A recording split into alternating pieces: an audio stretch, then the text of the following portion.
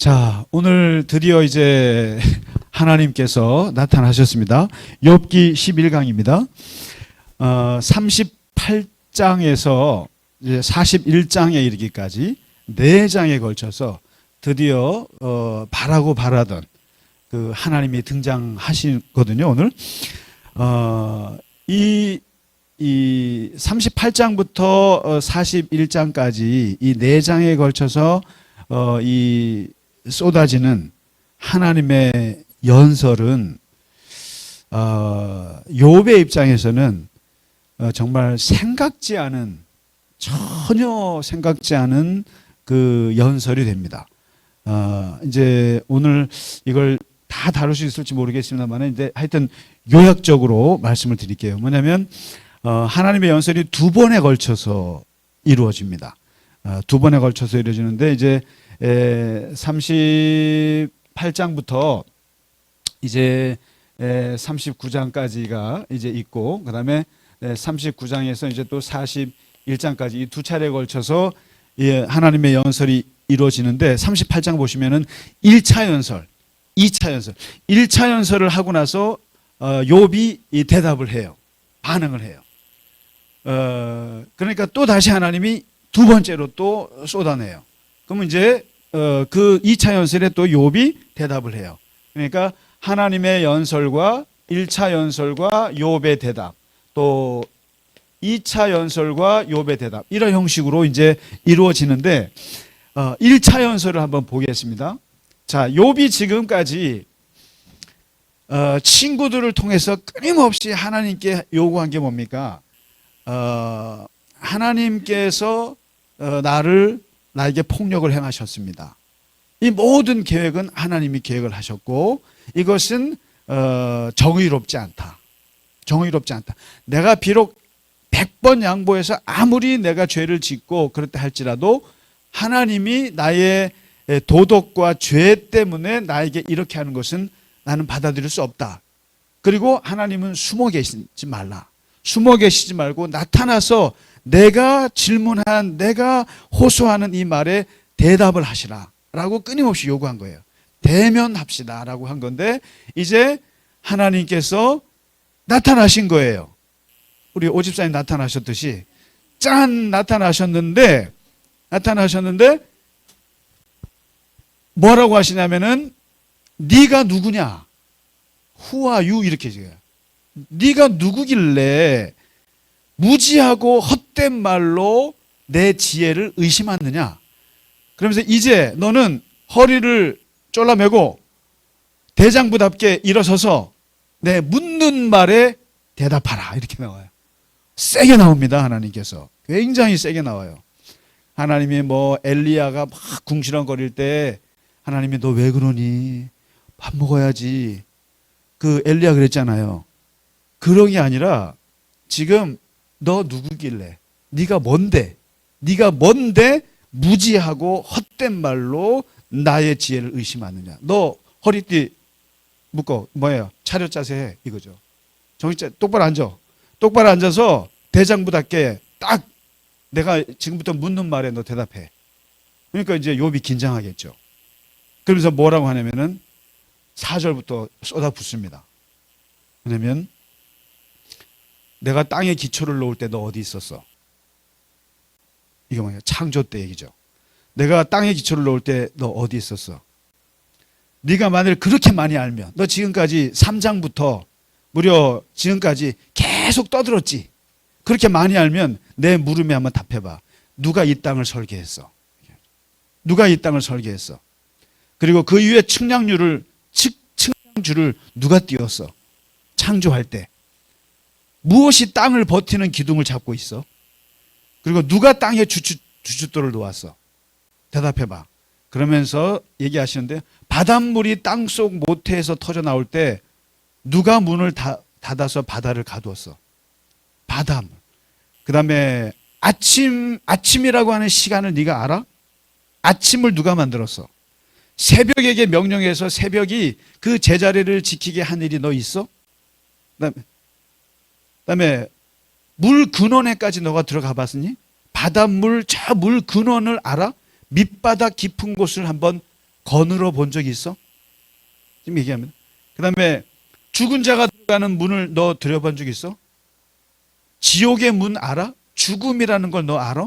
죽음의 그늘이 드리운 문 한번 본 적이 있어? 이렇게 얘기해요. 그 다음에 19절, 빛이 어디서 오는지 알아? 빛이 그 다음에 어둠이 어디서 왔는지 알아? 어둠의 기원을 너 알아? 22절에 눈을 쌓아둔 창고에 들어간 일이 있니? 눈을, 하늘에 눈의 창고가 있다는 거예요. 그 창고에 들어가 본 적이 있어? 우박 창고를 들여다본 적이 있어? 우박이 어떻게 쏟아지는지 알아?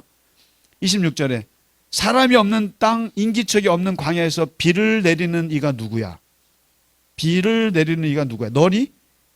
29절에 얼음은 어디서 나왔어? 그리고 하늘에서 내리는 서리는 누가 나왔을까?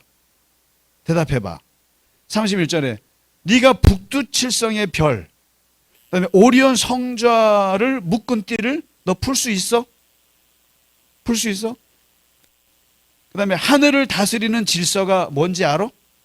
우주가 돌아가는 이치를 알아? 그런 법칙을 너 땅에다가 적용할 줄 알아?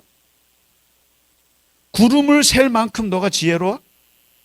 티끌을 진흙덩이로 만들고 그 진흙덩이를 서로 달라붙게 하는 원리를 너 알아? 자, 어떠세요? 대답해 보세요, 권사님. 자, 이런 질문을 대답하실 수 있겠어요? 이게 지금 1차 연설에서, 하나님의 1차 연설에서 전반부가 뭐냐면은 우주론, 천문학, 오늘날로 말할 것 같으면, 그리고 뭡니까? 지구과학, 자연과학, 조금 더 구체적으로 말하면 해양학. 다시 말해서 온갖 오늘날 모든 천재들, 수재들이 공부해서 연구하고 있는 분야예요. 우주에 대해서. 빅뱅을 알아? 빛이 어디서 나왔는지 알아? 태양의 근원을 알아? 그리고 천문학, 별이 어떻게 돌아가는지 알아? 그리고 지구과학, 땅에, 그리고 자연에 대한, 그리고 해양, 바다 깊은 곳까지 너 들어가 봤어? 이렇게 묻는데, 이게 쉽게 말하면은 욥 시대로 볼 때는 거의 욥으로서는 대답할 수 없는 첨단 과학의 지식을, 질문을 하나님께서 쏟아 부으시는 거예요. 마치 오늘날로 말할 것 같으면은 마치 뭐 정말 가장 공부를 많이 한 과학자들이 최첨단의 지식을 나같이 무식한 문과쟁이한테 물어보는 것과 같은 거예요. 뭐 우주에 뭐 그걸 막 물어보면 내가 뭐라고 대답하겠어요? 그러니까 하나님이 이 자연과학적인 질문을 그냥 막 쏟아보면서 하는 거예요. 그 다음에 이제 자 잠깐 숨 좀 돌리자. 숨 좀 돌리고 이번엔 생물학으로 한번 가보자. 생물학 39절부터 네가 사자의 먹이를 계속해서 댈 수 있어? 사자에게 먹을 걸 계속해서 댈 수 있어? 굶주린 사자 새끼들의 식욕을 너가 채워줄 수 있어? 까마귀 떼가 먹이가 없어서 헤맬 때 그 새끼들이 나에게 먹이를 달라고 조를 때 그 까마귀 떼에게 먹이를 마련하여 주는 이가 누구지? 까마귀를 먹이는 자가 누구야? 39장 넘어갑니다. 산에 사는 염소가 언제 새끼 치는지 너 알아? 알아? 이거는 저거죠. 수의사들만 아는 거죠. 들사슴이 새끼를 낳는 것을 너 본 적 있어? 들사슴이. 누가 들나귀를 놓아주어서 자유롭게 해주었냐? 9절에 들소가 내 이를 거들어 주겠느냐? 들소가 내 외양간에서 잠을 자겠느냐? 들소에 대해서 너 아는 거 있어? 13절부터 타조가 어떤 동물인 줄 알아? 타조는 하면서 쭉 타조 설명을 해요. 그러면서 쭉 설명하다가 17절에 보면은 나 하나님이 타조를 어리석은 짐승으로 만들고 지혜를 주지 않았다. 이게 뭐냐? 이 타조가 좀 머리가 나쁘잖아요. 그러니까 타조가 한번 날개를 치면서 달리기만 하면 말이나 말 탄 사람쯤은 우습게 여긴다. 그러니까 엄청 빠른데 또 보면은 그 타조는 저 무서우면은 그냥 이렇게 땅속에다가 이렇게 머리를 박는다면서요? 자기가 안 보면 없는 거지. 내 눈에 눈 감으면 없는 거예요, 세상은. 그러니까 그렇게 이제 머리가 나쁘다는 거예요, 타조에 대해서. 그 다음에 말에게 강한 힘을 준 게 너냐? 말이 전쟁터에 나가서도 그렇게 그 불화사들을 피해가면서 그렇게 막 용맹하게 달리는데 그 말을 누가 만들었느냐? 너 말에 대해서 알아? 그다음에 매가 높이 솟아올라서 남쪽으로 날개를 펴고 날아가는 것이 누구에서 배워서 걔들이 그렇게 철마다 그렇게 날아다닌대? 너 아니? 왜 그렇게 하는지? 독수리가 하늘 높이 떠서 보금자리를 만드는 것이 누구의 명령을 받아서 걔가 할까? 독수리가 그 본능이라고 하는 것이 누구에게서 받은 메시지일까? 너 알아?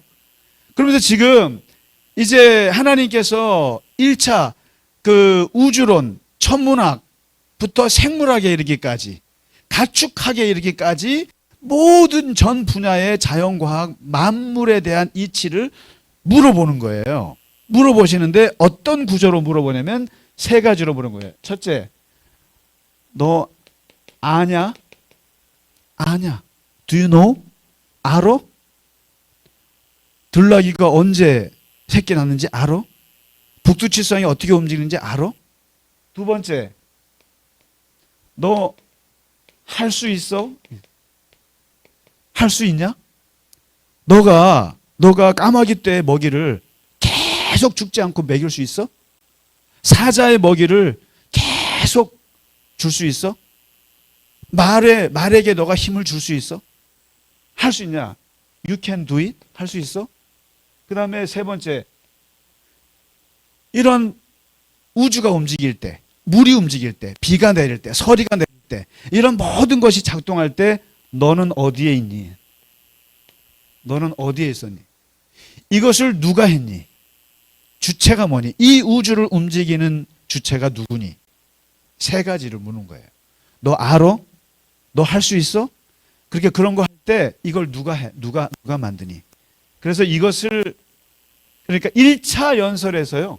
1차 연설에서 하나님이 주장하시는 포인트가 뭐냐면 이거예요.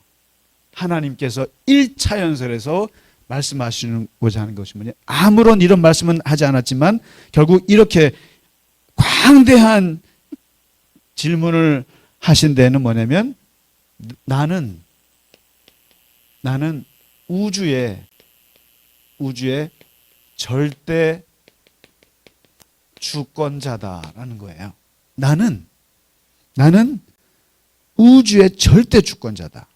나는 우주의 절대 창조자다. 그리고 세 번째, 나는 우주의 절대 설계자다라는 거예요. 온 우주를 설계한 자다. 그래서 이 설계했다.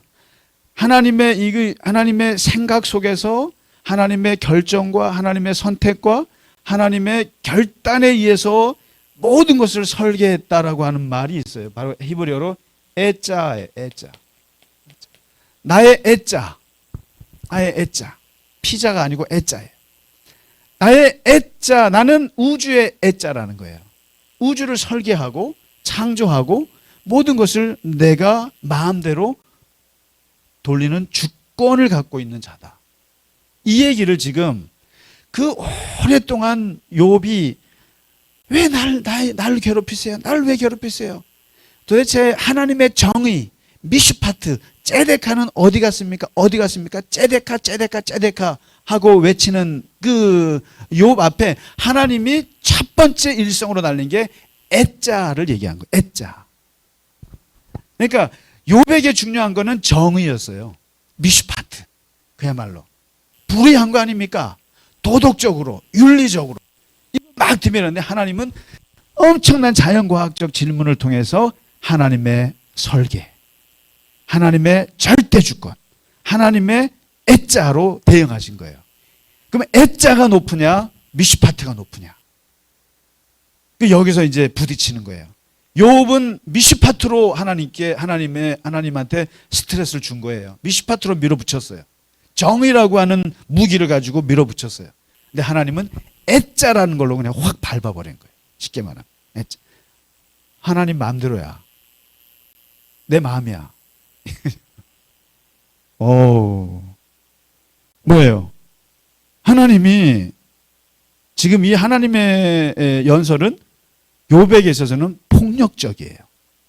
굉장히 폭력적이에요. 쉽게 그렇잖아요. 학생이 선생님 이거 왜 이렇습니까? 그러면은 거기에 맞춰서 대답을 해야 되는데 하나님은 지금 전혀 욥의 고통에 관심이 없어요. 욥의 고통이나 욥의 질문에 아무런 답도 꺼내지도 않아요. 쉽게 말해 이거예요. 세상에 뭐가 문제인데? 뭐가 문제인데? 너는 피조물이야. 그리고 나는 창조주다. 나는 세상의 설계자라고 하는 선언이에요, 이게. 일방적인 선언을 하는 거예요, 이게. 그러면서 결국 여기서 뭘 말하냐면은 이거예요. 인간의 미슈파트, 인간의 정의. 인간의 정의는 하나님의 애자를 넘어설 수 없다. 이거를 얘기하는 거예요, 지금. 자, 그럼 어떠세요, 이게?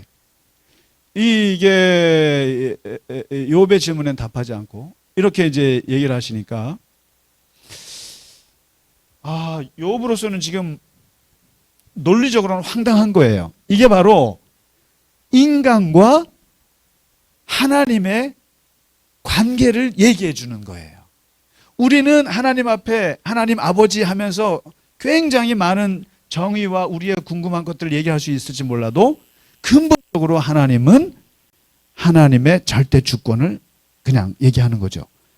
얘기하는 거예요. 그러니까 뭐냐면은 야, 내 마음대로 하는 건데 네가 왜 그러는데? 그래서 뭐라고 하시냐면 이런 거예요. 이제 하나님의 주권이라고 하는 거 있잖아요. 하나님의 성경은 이 하나님의 절대 주권을 기본적으로 깔고 가요. 그래서 이런 거죠. 되게 그런 거 보면은 하나님이 공평하지 않아요. 이 하나님의 주권이라고 하는 거, 애자라고 하는 관점에서 보면 인간사 하나님은 공평하지가 않아요. 한번 볼까요? 엘리야가 하나님께 궁시렁궁시렁 됐어요. 불평했단 말이에요. 원망했을 때 하나님은 엘리야를 죽이지 않았어요. 근데 모세가 궁시렁궁시렁 됐을 때는 너 요까지, 너 120세 죽어, 너 광야에서 죽어, 너 가나안 못 가. 이랬어요. 하나님이 이삭이 자식 둘을 낳았으면 둘 다 사랑해야 되는데 하나님이 야곱은 사랑하고 에서는 제쳐버렸어요. 계셨어요. 바울은 감옥에서 구해주셨지만 스데반은 하나님이 죽게 하셨어요. 그런 거예요. 하나님의 법궤를 지키려고 손을 댄 우사는 죽음을 당했고 법궤를 빼앗아간 블레셋 사람들은 안 죽었어요. 이게. 그럼 하나님이 택하시는 것도 보면 아주 그래요. 그래서 이 성경에 보면은 차자 중시의 원리. 항상 둘째, 셋째, 막내를 선택해요. 그러니까 야곱의 아들들 12아들 중에 장자가 르우벤인데 하나님은 장자의 권을 넷째 유다에게 줬어요. 그다음에 아브라함의 아들 이스마엘과 이삭 중에 맏아들 이스마엘을 버리고 둘째 아들에게 줬어요. 이삭의 아들도 마찬가지. 야곱과 에서 중에 에서는 버렸어요. 맏아들을 버렸어요. 요셉의 아들이 므낫세와 에브라임이 있는데 야곱이 어떻게 축복합니까? 둘째 에브라임에게 저걸 주잖아요. 축복을 하잖아요. 항상 이거는 뭐냐? 내 마음이야. 하나님의 마음이야. 하나님은 약하다고 보여지는 사람을 오히려 택해. 예수님은 바리새인들은 지옥 갔어도 창기와 세리들은 하나님 나라를 쟁취했어요. 하나님의 나라를 머리 좋은 사람들한테는 안 보여주시고 머리 나쁜 어린이 아이들에게 보여주셨어. 하나님 왜 그러십니까? 세상 그렇지 않은데 내 마음이야. 내 마음이야. 내 주권이야. 내가 내 뜻대로, 내 애자대로 나는 내 세상을 다스려. 거기에 너가 지금 정의를 가지고 자꾸만 말하는데 이렇게 안 되는 거예요. 그러니까 지금 여기서 이제 이 바로 욥기가 지금 얘기하고 있는 게 바로 그거예요. 그러니까 이 정의라고 하는 것은 인간의 언어예요. 인간의 언어고 우리의 차원에서 얘기해요. 그런데 애자는 하나님의 언어예요. 그래서 여기서 이제 그럼 도대체 하나님은 너무 불공평한 거 아니냐? 너무너무 하나님은 이 세상사에 대해서 그렇게 하는 거 아니냐라고 얘기를 하는데 여기서 이제 그 비트겐슈타인이라고요. 그 유명한 언어 철학자가 있어요. 이분은 참 대단해요. 90페이지짜리 논문 하나 쓰고 현대 언어 철학의 대가가 되신 분이에요. 그 이분이 이것도 전쟁터에 나가서 전쟁터 그 포화 속에서 쓴 거예요. 논리 철학 논고라고 하는 거. 아주 짧은 논문을 썼는데 이게 세계적인, 지금까지도 이 논문을 넘어서는 게 없어요. 근데 언어에 대해서 얘기하신 거거든요. 그래서 언어 철학 하시는 분들은 이 비트겐슈타인을 공부 안 하면 안 돼요. 근데 이분이 얘기했던 아주 유명한 명제가 이거예요. 우리 같은 사람도 아는 건데, 뭐냐면 말할 수 없는 것에 대해서는 침묵해야 한다. 말할 수 없는 것에 대해서는 침묵하라. 이게 언어 철학 비트겐슈타인 명제의 가장 중요한 얘기예요. 뭐냐면 이 세상은 언어로 표현될 수 없는 초월적인 영역이 있다는 것에 대해서 가능성을 열어놔야 된다는 거예요. 그러니까 사람들은 마치 내가 보이는 것, 내가 말할 수 있는 것이 세계 자체라고 생각하는데 아니라는 거예요. 언어로 표현할 수 없는 영역이 있다. 인간이 철학적으로, 인간이 지식적으로 그려낼 수 없는 영역이 있다. 이걸 열어놓은 거예요. 이게 바로 비트겐슈타인은 예수 믿는 사람 아니에요. 신앙인이 아니에요. 그러나 이 사람이 얘기한 것은 뭐냐면 초월의 영역이 있다. 인간이 말할 수 없는 영역이 있다. 인간이 말할 수 없는 영역이라는 것이 있다라는 거예요. 근데 우리는 항상 이걸 그러죠. 하나님의 이런 영적인 세계가 있다라고 우리는 얘기하지만 이 언어 철학자가 얘기한 게 그거예요. 이 사람도 볼 때 말로 표현할 수 없는 영역이 있다. 다시 말해서 우리가 왜 고난을 당하는지, 이 고난이 자식이 10명이 죽어나가고 그리고 재산 다 잃고 그리고 건강 다 잃고 사회적으로부터 소외되고 완전히 사람이 그렇게 고통을 받는 데에는 그게 왜 그렇는지 설명할 수 없는 영역이 있다. 인간의 상식에서, 인간의 지식으로, 또 인간의 어떤 그 정의의 관점에서 설명해낼 수 없는 영역이 있다라는 거예요.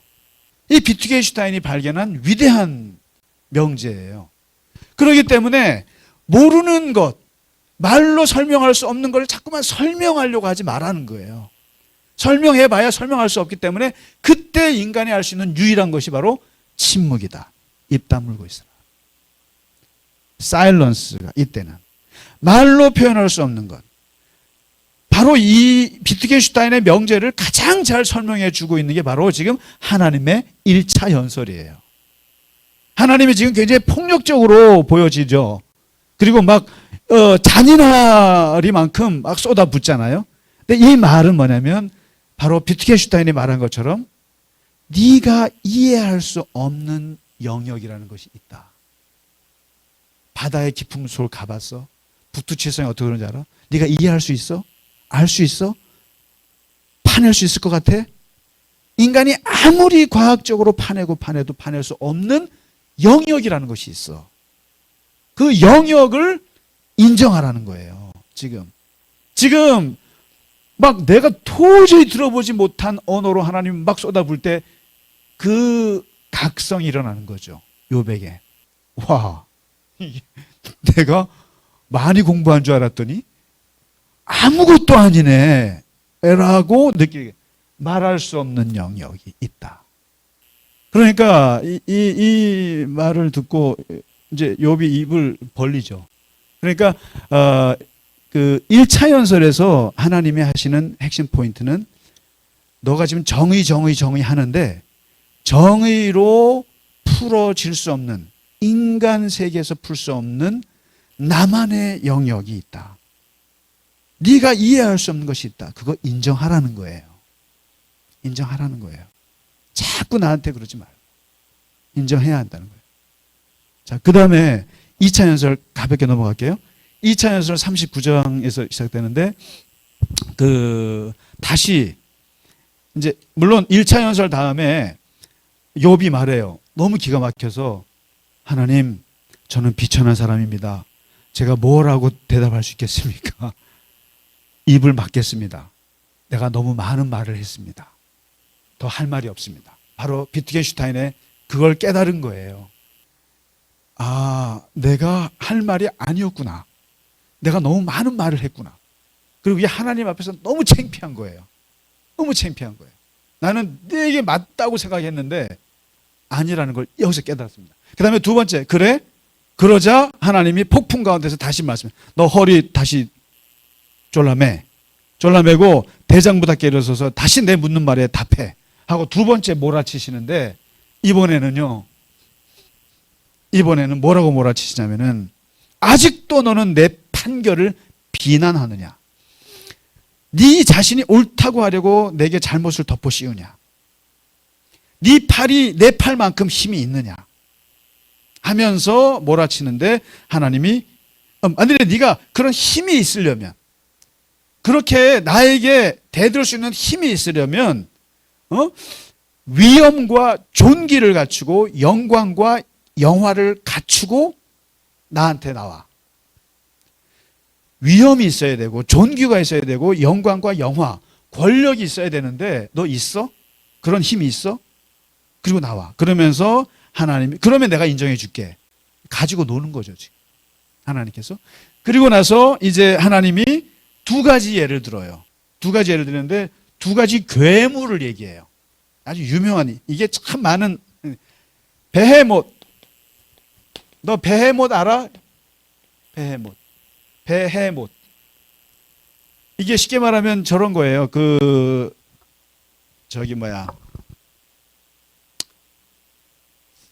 하마 같은 거 있죠. 하마 같은 동물. 그러니까 이게 이제 하마, 그 다음에 베헤못이라고 하는 괴물, 그 다음에 그 유명한 리워야단이라고 하는 리워야단. 이거 영어로 이제 레비아탄이라고 하고요. 그 다음에 이 리워야단, 쉽게 말하면 악어, 돌고래. 그 당시에 볼 때 이제 이 베헤못과 리워야단 하면은 악어, 돌고래, 버팔로 같은, 그리고 이게 이제 굉장히 하마같이, 그 다음에 그렇게 우리가 보통 말할 수 있는데 그거보다 더 신화적인 동물이에요. 신화적인. 그 당시에는 공룡이 없었으니까 아마 우리가 공룡 같은 정말 어마어마한 괴물을, 신화적 괴물을 표현하는 게 베헤못이에요. 그 다음에 리워야단. 이 리워야단이 그 리바이어던, 영어로 리바이어던이라고 그래서 영국의 그 토마스 홉스라고 아시나 모르겠어요. 그 토마스 홉스라고 철학자가 책이 쓴 게 리바이어던이라는 책이 있어요. 그래서 이게 카톨릭 교회를 비판하는 책인데 카톨릭 교회가 괴물이 되었다, 쉽게 말하면. 괴물이 되었다. 리바이어던. 그게 바로 욥기에 나오는 하나님의 연설에서 따온 제목이에요. 그래서 이 리바이어던이라고, 리워야단이라고 나오는데 이 베헤못과 리바이어던에 대해서 하나님이 쫙 얘기해서 베헤못을 봐라. 이 비헤못을 누가 만들었느냐? 그리고 이 비헤못이 모든 피조물 가운데 제일 힘이 센 괴물인데 너 베헤못을 잡아서 그 코에 갈고리라도 깰 수 있어? 갈고리 낄 수 있어? 못 깨지. 못 깨죠. 두 번째, 리워야단에 대해서. 리워야단 41장. 네가 낚시로 리워야단 바다에서 낚을 수 있어? 어마어마한 돌고래 같은 거거든요. 어마어마한. 끈으로 그 혀를 맬 수 있어? 못 매지. 그리고 네가 새처럼 길들여서 가지고 놀 수 있어? 난 가지고 놀아, 얘들. 나는 얘를 가지고 놀고 얘가 막 뛰어다닐 때 난 너무너무 재밌어해. 리오야단을 보는 사람은 쳐다보기만 해도 기가 꺾이고 땅에 꼬꾸라지는데 나는 그 리오야단을 내가 애완견처럼 내 반려견처럼 내가 키웠어. 이렇게 말해요. 그러면서 땅 위에 리오야단과 겨루어 이길 만한 피조물이 있으면 말해봐. 이 베헤못과 리오야단 얘기를 쫙 해요. 하나님께서 두 번째 2차 연설에서는. 그러면 2차 연설에서 하나님이 이렇게 말씀하시고 나서 여기서 뭔 얘기를 하고 싶으신 거겠어요? 욥에게요. 첫 번째, 이 세상의 첫 번째 연설에서는 절대 주권은 나다. 두 번째는 뭡니까? 인간이 이 베헤못과 리오야단을 이길 수 없듯이 인간은 나를 이길 수 없어. 너는 나를 이길 수 없어. 이 얘기죠. 하나님을 제어할 수 없어. 왜냐? 나는 자유로운 존재야. 나는 자유로운 존재야. 나는 리오야단을 내가 가지고 놀면서 기뻐하는 존재야. 이게 하는 거죠. 나는 내가 만든 피조물 그 자체를 놓고 나는 기뻐해. 심지어 이런 베헤못과 리오야단 같은 괴물조차도 나는 기뻐해. 얘들을 예뻐해. 뭐예요? 이 얘기 뭐예요? 굳이 얘기 안 해도 인간은 창조할 수 없구나. 인간은 심판할 자격이 없구나. 이거를 깨닫게 하는 말씀인 거죠. 그러니까 도저히 내 마음대로 하는 거야. 난 자유로워. 그러면서 너가 리오야단 이기지 못하듯이 나를 이길 생각하지 마. 그러니까 완전히 여기서 지금 이제 1차, 2차 연설이 끝나면서 욥에게 느껴지는 게 뭐겠어요? 하나님과 나 사이에, 하나님과 인간의 질적 차이를 느끼는 거예요. 엄청난 질적 차이, 시면을 느끼게 하는 거예요. 이게 얼마나 입으로 떠들었어요. 하나님 왜 그러십니까? 왜 그러십니까? 말하세요, 말하세요. 그랬는데 지금 이 두 가지 연설을 듣고 나서 욥은 살 떨리는 경험하는 거예요. 와, 쉽게 말하면 이런 거죠. 정말 그 무술의 고수를 만만하게 대들었다가 완전히 얻어맞고 기가 꽉 죽는 것 같이 완전히 기가 죽고 이제 욥이 뭐라고 대답하는지 한번 보겠습니다. 42장에 이제 마지막 장이죠. 1차에서는 하나님 제가 입을 다물겠습니다. 네, 이제 보시죠. 욥이 세 가지를 깨달아요. 세 가지를 깨닫는데 첫째 자기각성이 일어납니다. 자기각성. 이제 하나님을 만났어요. 하나님을 만나서 말씀을 들었어요. 엄청난 얘기를 들었어요. 그러면서 욥이 자기각성합니다. 나는 누구인가? 친구들한테 얼마나 따졌어요. 12가지 죄를 목록하면서 내가 이러고 앉았단 말이야. 막 이렇게 했단 말이에요. 근데 지금 나는 휴밀리에이트한 사람. 나는 엄청나게 비천한 사람이에요. 나는 비천한 인간입니다. 자기각성이 일어나죠. 그렇기 때문에 내가 어떻게 하나님께 대답할 수 있는가? 대답 못한다. 그리고 나는 너무 말이 많았다. 난 너무 말이 많은 사람이었다. 함부로 말을 했다. 잘 알지도 못하면서 하나님의 그 애자를, 하나님의 생각, 하나님의 설계, 하나님의 그 섭리를 뒤흔들어 놓았다. 말이 너무 많아요. 자기각성이 일어난다. 그다음에 두 번째 일어난 것은 하나님 각성이에요. 하나님 각성이에요. 하나님이 누구인가? 첫째, 하나님이 세상의 설계자셨구나. 하나님이 창조자셨구나. 하나님이 모든 것을 움직이는 주권자시구나. 하나님 각성이 일어납니다. 각성이. 그 다음에 못하시는 게 없구나. 하나님이. 못하시는 게 없구나. 그리고 하나님의 계획은 어김없이 이루어지는구나.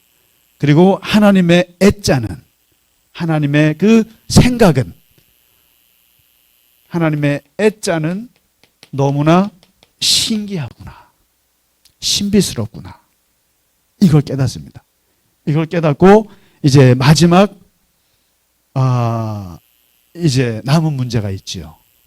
그러면 욥의 고통의 원인은 해결되었는가? 해결이 됐는가? 어떠세요? 진짜 하나님이 지금 욥의 그 질문에 대해서는 한마디 대답도 않고 전혀 다른 주제로 그냥 완전 박살을 냈는데, 그래도 자존심이 강하고 고집이 센 사람 같으면은 하나님, 근데 내가 이렇게 당한 거는 대답 안 하세요? 할 수 있지 않아요? 근데 욥의 자기의 고통의 문제가 해결됐을까요? 이게요. 해결됐을까요? 고통의 원인에 대해서? 그러면 포기인가요? 이게 어떻게, 분명히 하나님은 욥의 고통에 대해서 답하지 않으셨습니다. 안 하셨는데, 근데 욥이 여기서 무릎을 꿇었어요. 하나님 앞에. 왜 꿇었을까요? 무서워서요? 무섭기도 하죠, 당연히. 왜 무릎을 꿇고, 그리고 됐습니다. 해결됐습니다. 왜 이렇게 손을 들까요? 왜 그러셨을까요? 오늘 그게 42장 5절에 그 답이 나옵니다.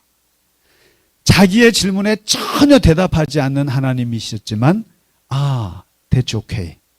이제 만족합니다 라고 할 수 있는 이유가 뭡니까? 지금까지 나는 하나님을 귀로 듣기만 했습니다. 저 친구들을 통해서 들었고, 아버지를 통해서 들었고, 성경을 통해서 들었고, 듣고 했습니다. 맨날 쉐마 해가지고 들었는데, 이제는 내 눈으로 직접 하나님을 보았기 때문입니다. 이게 뭡니까? 대면이에요. 대면이에요. 뭡니까? 고통스러웠던 이유가 어디에 있습니까? 고통스러웠던 이유는 바로 비대면에 있어요. 비대면. 모든 그 지금 욥에 고통스러웠던 것은 비대면. 앞으로 가도 안 보이고, 뒤로 가도 도망가시고, 옆으로 가도 비껴가시고, 왼쪽으로 가도 하나님이 딴 데로 가시고, 아무리 하나님께 외치고 해도 들어도 볼 수가 없었어요. 비대면이었기 때문에. 그런데 지금은 내가 눈으로 봤기 때문에, 하나님을 직접 대면했기 때문에 말씀 안 하셔도 됩니다. 설명 안 하셔도 돼요. 이게 어떤 심리학적인 메커니즘인지 이해가 되세요? 이런 거예요. 마치 나타나지 않는, 나에게 뭔가 해를 끼쳤던 사람한테 계속 욕을 했어요. 나타나라고. 막 따지고, 막 신문에다 내고, 광고에다 내고, 비난하고, 언론에다 막 밝히고 막 했어요. 그래도 이 사람 숨어 있어. 안 나타나. 계속 나오라고 막 논리적으로 막 해도 안 나타나다가 결국 어느 순간에 이 나를 가해했다고 생각하는 사람이 나타나서 막 다른 얘기를 해. 그런데 여기서 이 사람은 해결되는 게 있어요. 뭐냐? 얼굴을 본 것만으로도, 내 앞에 나타난 것만으로도, 나를 인격적으로 대해 준 것만으로도 모든 문제가 사라집니다. 대면의 이 힘이 어마어마한 거예요. 그래서 항상 직접성이라고 하는 게 엄청난 힘이에요. 그래서 우리가 그러잖아요. 직접 얘기하시라고. 돌려서 말하지 마시고 직접 얘기하셔야 합니다. 그래야 화해할 수 있어요. 그래야 풀 수가 있어요. 그래서 얼굴과 얼굴을 마주 봐야만, 그래야만 오해가 풀리고, 그리고 말을 안 해도 거기에서 모든 문제가 해결될 수가 있어요. 그런데 보지 않고 얼굴을 돌린 상태에서는 뭐라고 말해도 오해만 쌓여요. 이게. 그래서 우리가 교회에서 그러지 않습니까? 직접 말씀하셔야 됩니다. 누가 싫으면 직접 말씀하세요. 그리고 그 말한 거에 대해서 책임을 지셔야 됩니다. 그래야만 풀릴 수가 있어요. 돌려서 얘기하기 시작하면은 끝이 없고 오해만 쌓여요. 근데 바로 지금까지 계속 돌렸다라는 거예요, 하나님이. 계속 피하셨고 돌리시다가 결국 대면하시고 나타나니까 욥은 사실상 대면하는 순간 왜 나에게 고통을 줬습니까? 라고 하는 이 질문이 의미가 없어져 버리는 거예요. 의미가 없어지는 거예요. 그래서 이게 결국은 하나님은 지금 우리가 논리적으로 고통의 의미를 찾고 뭐 이런 거는 의미가 없어요. 그러니까 비트겐슈타인이 말한 것처럼 이거는 하나님도 모르는 부분일 수도 있어요. 그리고 우주의 질서가 돌아가는 것에 대해서. 그러니까 참 이번에 그 팔레스타인의 어린아이가 그러지 않습니까? 그 병원에서 폭탄 맞아가지고 아이가 막 울면서 저는 그거 보면서 욥을 딱 떠올렸어요. 어린 욥이구나. 우리 잘못한 거 없어요. 잘못한 거 없어요. 이런단 말이죠. 뭐예요? 도덕 심판론을 그 부모로부터 배운 거예요. 너 잘못하면 벌 받아. 잘못하면 벌 받아. 이렇게 교육을 받은 거예요. 그러니까 포탄이 떨어지고 그랬을 때 이 재난이 왔을 때 얘가 나 잘못한 거 없는데 왜 재난이 오지? 이거 아니에요. 이게 바로 욥이 외치는 거예요. 내가 도덕적으로 크게 잘못한 것이 없는데 왜 갑자기 아이들이 죽어 없어지지? 왜 내가 재산이 갑자기 없어지지? 나 잘못한 거 없어요. 이게 바로 욥이란 말이에요. 아이가. 그런데 그것을 왜 내가 뭘 잘못했어요 하고 따지는 하나님한테 하나님이 뭐라고 설명하시겠어요? 어떤 누가 거기에 대해서 네가 죄를 지었어? 아니면 너를 교육시키는 걸 거야? 하나님이 너를 단련시키는 거야? 이렇게 말할 수 있겠어요. 그러니까 하나님이 거기에 대해서 아무런 말을 안 하시는 거예요.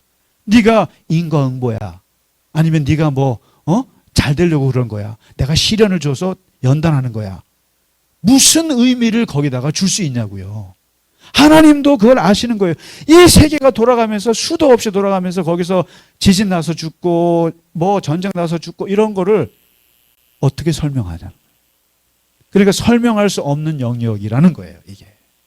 그러니까 결국 하나님의 연설의 핵심은 모른다예요. 나도 모른다.